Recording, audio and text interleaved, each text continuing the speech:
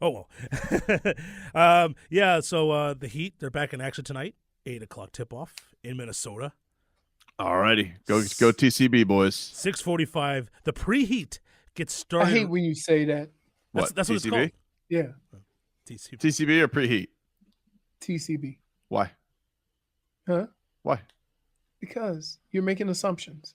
I'm not making assumptions. Did I say that? Yeah, TCB doesn't say for they'll take care of business. It's take care of business. It's a request. All right. Yeah, when I did the headlines on Hawk, I said the pre-game show starts at 6 a.m. with me and Tobin. Yeah, here's my pregame and out. Don't lose this game.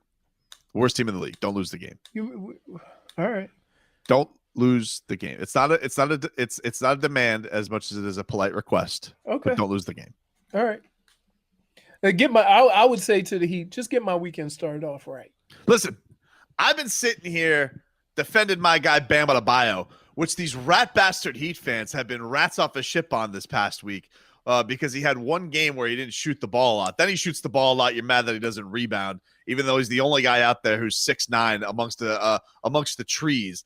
And I'm sitting here defending my guy Bam. But let me tell you something right now, Bam. I can't defend what happens if you guys lose to the Wolves, okay? I can only do so much. I can be like Jon Snow fighting the army of the dead that's coming at him with a sword. But if you lose to the Timberwolves, I can't help what happens there. So go kick their ass. You ingrate Heat fan, rat bastards.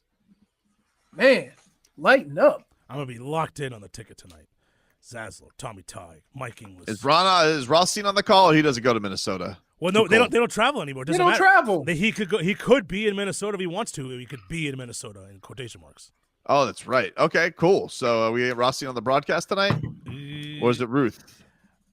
Or does it how does it work? Like for road games, is it still when it's just Mike Inglis? Because it used to work like it was just because Crotty wouldn't go to road games until the playoffs. Yeah, well, I mean, I know Rothstein shows up for rando road games back in the day. Yeah, Rothstein, I think, was on the call for the Lakers home game this year. Like, because I remember that he wore whack uniforms that day, so I was listening to on the radio, and Rothstein was on the call for that game, and it's just like today.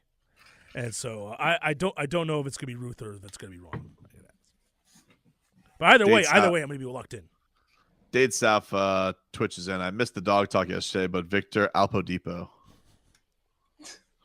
All right, the is enough to not get a point. All right, fine point.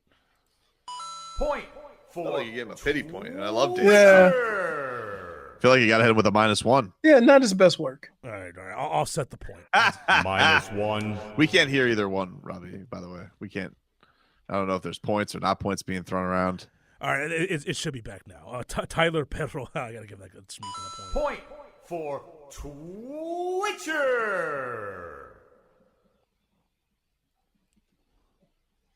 Go ahead, Robbie. What else we got? Oh, yes. And the Marlins, they're also playing tonight at Hell Depot Park. Well, I didn't mean to do that. It just came out. Hell Depot Park. 7:10. That's what it is. 7:10 first pitch against the San Francisco Giants. Castano on the mound for the Marlins. Duscofini on the mound for the Giants. It's a quick homestand. 5 games. Texter writes in, Bam not worth $40 million. No post moves, no 3-point shot. Let me tell you something right now, Texter, because you're a dummy. Let me just explain how stupid you are. If Bam Adebayo was a free agent this upcoming offseason, they would give him as much money as he wants, any team in the league, to add him to their roster. You sound stupid. You're dumb. And I don't understand where all these Heat fans have gone and said, you know what the problem has been this year? You know what the problem has been this year? The guy who is our best defender, who plays every single game, who's a team guy, who does everything, everybody who comes out here fawning over Duncan Robinson and Tyler Hero threes, he does everything to get those guys open. And you guys are thinking, that guy's the problem with the team this year. Are you just that dense? Are you that stupid when it comes down to the basketball? Like, am I high here, Leroy? No, you are accurate. I will also say this. And you don't, by the way, and you don't think that he's gotten better on offense this year? You don't think you've seen him Oh, add did to you the see that turnaround repertoire? off the glass? You don't think he's added to the repertoire? Here's what I would say. I would say that what we fail to realize, because we're in the I need it now mode, and we do this in all sports, that most basketball players don't hit their prime in their 6 or 7 years. Mm-hmm. And we tend to forget that. Yeah, he's And in if year. we go and look at the history of basketball, you'll see that most guys get in their prime when they're about 6 or 7 years, and then it lasts till they're like 31, 32. Yeah. So you get those 5 and years. And if you didn't notice, he's been a starter for 2 years because the Heat wasted 2 years trying to make a fish ventriloquist their franchise player. So I would say this, that if you have the same questions in 2 years, then I'm with you. Okay? But you have seen growth in every aspect of his game from year to year. He came into the league being able to play defense, so that never. But offensively, how about free throw shooting? He was terrible his first year. He improved that. He wasn't that great last year. And so from that standpoint, I am willing to give him an opportunity. Now, what threw this whole thing for a loop is the fact that he was all defensive third team, which puts him in a whole different. You're talking about Hassan. I'm talking about Hassan. No, who didn't Bam make second team? Last year he did, yeah. Right. So that automatically put him in the upper echelon. And he's third on this NBA.com DPOY ladder. And if he wasn't out here whining and complaining like Ben Simmons and Rudy Gobert, who, I mean, Rachel Nichols, she's got to hit them up for spam with how much, Rach, can I do an interview about being the DPOY? Rach, can I be on the jump this week? What do you guys got, a weekly spot on the jump to campaign for being defensive player of the year? Here's what I would say about that also. That if you want to talk about guys who you could have a problem with that's going to make $40 million or $30 million, look at Ben Simmons. Imagine he's basically a 6'10" Rondo. And by the way, has been the same guy because every he year. Still won't shoot. Same guy. At least Bam, it's like, oh, okay, I could do a jump shot. Right. Same guy since he's walked into the league. Talking to you, Tim Watts. Hell out of here. So I'm a very patient when it comes to young players.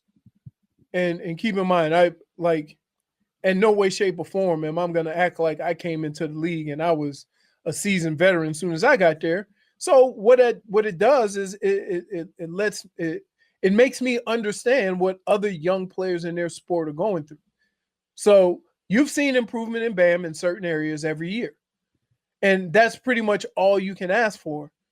And in hopes that his ceiling, or he will be close to his ceiling around year 6 or 7, because that's where most NBA players hit their prime. Yeah, I just think the hilarity of, okay, and I get it. You know, when a fan see a guy make a ton of money, he gets more criticism.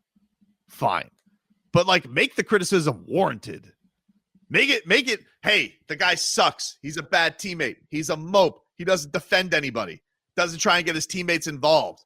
All things that the former center used to do. And this guy, unselfish, defends his ass off, good teammate, takes losses hard. Like, and he doesn't shoot the ball 40 times a game. What a bum. Okay, he's 24. Some would also say that he's playing out of position. That when he gets to where he needs to be, he won't be a center. He'll probably be a 4. Once he gets some range, why would he be in the paint? So, there's a lot of things going on, but the one thing I'll say is this, and you kind of hit on this early on, Tobin, is that you have a guy who has the talent and the ability to do what you need him to do, and shore up some areas that you are lacking in. And so when you talk about defense, they can defend. He pretty much defends anybody. When you talk about rebounds, you're talking about fighting with the big uglies in the paint. Yeah, he does all that at a smaller size than what a person who customarily does what he does in the paint. I just think of I'm going to rattle off the list of problems with the Heat season this year. Bam Adebayo is not making the top 20. No. Anyway, go ahead, Robbie. What else we got? In fact, Jimmy would make the list before him because Jimmy's been out. So guess what just dropped? It's a big talking point for us for the next several Mock months. draft? No. This is what we're going to be talking about this long after the draft. And that is the NFL over-unders for win totals by the teams.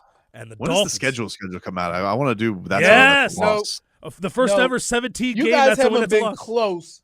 You guys have not been close in over-unders ever. Here's another thing, David Allen. So I disagree with this. Bam needs to have an aha moment. First round exit. You want to know what his aha moment was last year? And I don't know if this is in anybody's mind.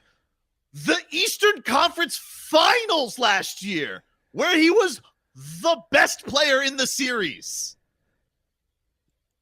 That block on Dodgy Stadium. And dunking on everyone's head in Game 6. And mauling when they said that Tice versus Bam, that dumbass scout who was like, it's a wash. Yeah, by the way, Tice isn't on the Celtics anymore. They washed his ass out of the team. Dolphins win total has been posted for a 17-game season. Let me see. Wait. I got it. 10-7. 9. A flat 9 is a total. Not 9.5. 9 is a total. Over. Oh, it's 17 games this year, right? Yeah, so they think it's 9 and 8. Over. 9 and 8. That's a problem. Over. Under. Over. Sophomore slump. I would say Well, Is it a sophomore? You're saying sophomore slump, but then you call him a bum. Well, yeah, Sophomore he's slump. going to be even more. Sophomore slump would put him out of the league to you. Yeah, he'd be even more of a bum. Yes, he'd be cut. No. He'd be Dwayne Haskins if he sophomore slumps. No. Robbie? We got to find out what the apology line is. We need Hold on. I want a determination on this. I'm going to say they go 11-6, 12-5. Can I tell you? I don't like the fact that we got to change this now with the records. It Yeah. was so nice for years. 11-5, 10-6, 8-8. I knew what it was. I feel like I could put the season in context. 7-9. Am I happy with the 9-8 season? So now you Is sound that like the guys when they went from 14 to 16. Yeah, It's going to be 18 in 2 years. it was like, what are we gonna do this season? What are we gonna do this season? Zonk? 7-7. It's going to be 18 in 2 years. Really? Oh, my yeah. God. Got to have an even amount. So much football. Football. And then basically it's going to be that's how many they play in Canada. Canada, they play like 32 games. Like if we ask most Dolphins fans, are you happy with a 9-8 season? It's such a weird thing to say. It You're sounds over 500. Yeah. No, I mean, like evidently there's people that weren't happy with 10-6. So Is it 10-7 season? Are we happy with that? 10 Robbie, wins. Robbie, you happy with 10-7? Well, 10-6 didn't get him into the playoffs last year, so 10-7 they're not going to make the playoffs. Here, Robbie, I'm going to say 11-6? this. Like, here's what I hate about what you're doing right now. Because in most cases, 10-6 will always get you in the playoffs. And with an extra playoff spot, still can get in. Again, in most situations, 10-6 will get you in the playoffs. They had one of those rare situations where it didn't, but if you go back through football and look at 10-6, 10-6 would probably get you in the playoffs. It's like 60-40. Also got to 60-40? Yeah. No. No. Also got to account for the 17 games when it comes to Robbie's apology line. We're gonna figure this out. We're gonna figure this out. We'll take a quick break. 15 minutes of heat coming up next. 8 o'clock tip off against the Minnesota Timberwolves, newly owned by Alex Rodriguez. As he is, let me ask you something, Leroy. Can I ask you this? Sure. because this is about all the Timberwolves knowledge that I really want to dive into. Team stinks. Go win tonight. All right. Don't make me angry, especially Bam after I just went to bat for you. If you could own, would you just own a team to own a team? Like, I know there's some prestige in a former athlete being an owner of a team. So let's just say you had FU A-Rod money and you had the ties to be with investors, which, I know you've hobnobbed with billionaires before. It's very odd. You go anywhere with Leroy Hoard, he knows sultans, he knows people who own islands. It's a very odd thing. Like we'll go to places and Leroy will be connected to very powerful people. But let's just say you had A-Rod FU money, all right? And you wanted to get involved. Would you want to own any team? Because owning the Minnesota Timberwolves is essentially kind of owning any team. It's like, I'm in the game. I own the Timberwolves. But really in the class of organizations that you'd want to own in the NBA, it's like Timberwolves and Kings and then everybody else. Maybe the Pacers. I mean, who would want to own the Pacers? I mean, owning the Marlins? Yes, but you're at least in a nice city. Like you're in you're in the tropical. You're in paradise. Okay. All right. But yes, essentially it is. Derek Jeter owning the Marlins is like owning the Timberwolves. It's like, hey, you're owning any team. And look where they are. Like here, the great thing about life is everybody thinks they could fix it. Right? Yep. So A-Rod right now with his billionaire cohort is thinking, if we hire the right people, we can get this thing going. And that's the way. Wait, I got one better. Charlotte. They got Jordan. Yeah, they got Jordan. Jordan got him. Jordan got in before it was like if Jordan sold the Hornets, he'd make $1.5 billion. He would make insane. I don't know why I wouldn't sell him, to be honest with you. Get out. Maybe wait until it really ticks back up for the NBA. Once the pandemic stuff is. But if I was Jordan, I'd be like, well, why am I here? They just sold the Timberwolves for how much? Right. How about you think about this. You think the Cavaliers will sell for over $1 billion? Yes. Okay. Yes. The Cavs. Yeah. The Cavs everybody. the Cavs without. I think the only team right now in the baseball that's not worth a bill is the Marlins, and they might be now because they have the TV deal. Well, they sold for $1 billion, so that's not accurate. No, well, I know, but I think they went down in value according to Forbes. Whether they went down in value, if they were sold, you're right. If they were sold, they'd sell for more than $1 billion. You're right. Think about this. Because Shermanator's not selling them for under $1 billion. That's ridiculous. How much of a dumpster fire has the New York Knicks been? Oh. How about the Jets? They're the most valuable. Are they the most valuable team, or is it's Cowboys then Knicks, or is it Cowboys Yankees then Knicks? No. Cowboys, Yankees. There's a couple other teams. I'm not counting Euro soccer. I know that they're right. No. We're just talking about U.S. sports. Yeah, U.S. sports. So how about Brooklyn before this year? Before they got the big three. Well, Brooklyn. Remember they had the whole Jay-Z was a minority owner thing, right? Before they had the Russian. Right. Remember the Russian? Right. He was going to come in and change the sport. They're like, because he just spent all kind of crazy money. Prokhorov. Hello, I'm Miguel Prokhorov. I own Brooklyn Nets. I don't care. I spend all money. And then he watched 1 year of Paul Pierce and he goes, never mind.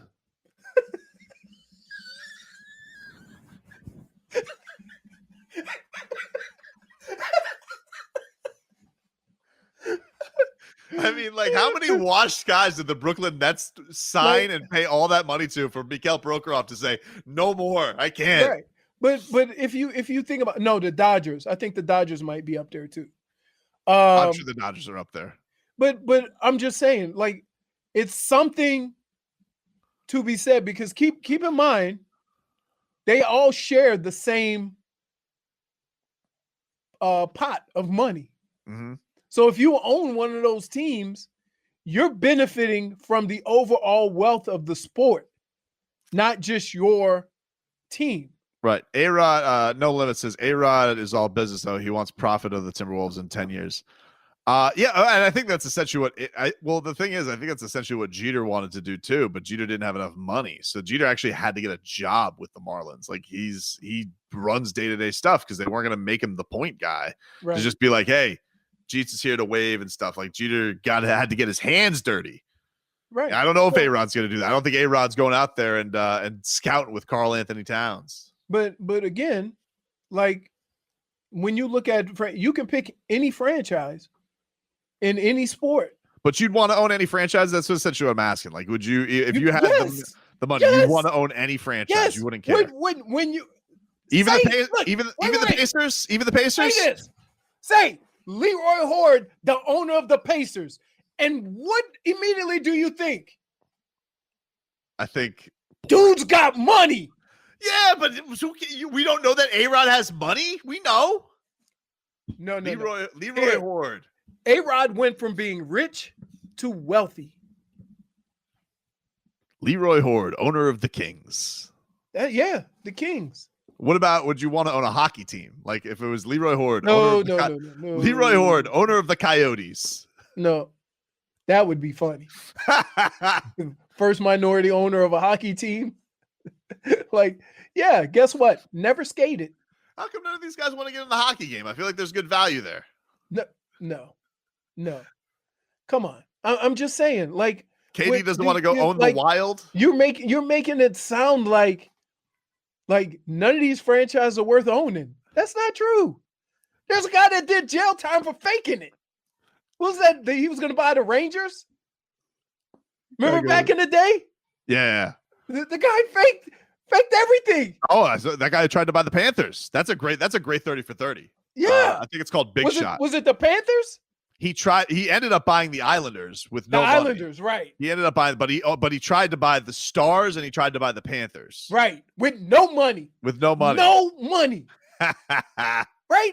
He say, well, all he had to do was say, hey, I'm trying to buy this team. Everybody just thought, ooh, dude's got some money. Yeah, the guy's no actually, money. you guys, you need to check. It's a good thing about the guy's actually Adam Gase's uncle. It's a great Ponzi scheme story. So go check it out. I mean, come on, man. Like, so do you think Leroy in hockey meetings? All right, Yeah. I know one thing here with the Coyotes: no Russian goalies. Can we all agree?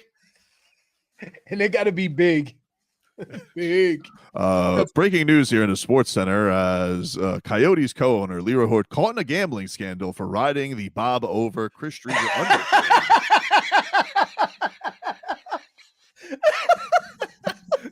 Leroy just gets disgraced. He loses his hockey franchise because he's just been gambling on his goalies.